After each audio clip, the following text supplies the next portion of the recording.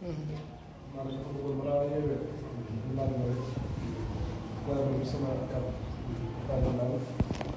daara ji wala école programme bi ñu tënk ak ñuy jàngale daal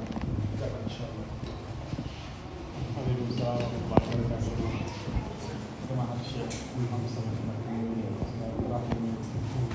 yow li nga xam ne nii tàmbalee rek xam waaye comme ni ñu tàmbalee daa yàgg tey foo ñu yàgg lii xam nañ ni yomb ci yow jël waxtu ji fekk la fi kon loolu lu rëy a rëy la xam ne ñu ko fàtte ba indi loolu dañu mënta fàtte yëpp bàyyi waaye diine moom bokk yi raw dañu lay ñaan parce que gudd fan lool te wér lool yaa njaboot bi yëpp nit ñoo xam ne yéen liggéey bi nag yéeme mooy tey tur bi ndax wallaay am na fi la xalaat école bi amoon na tur yëpp waaye daal di amagul da sax nekk du bala tur démb rek su xale bi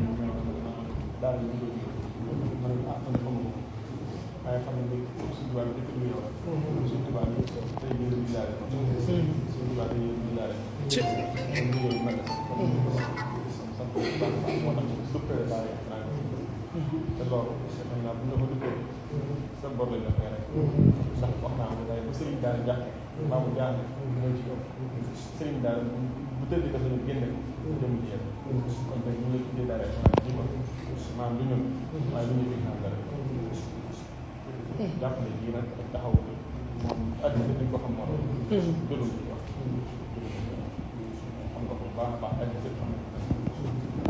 fii maa ngi fàttali ba mu commencé wax ne man la si jàpp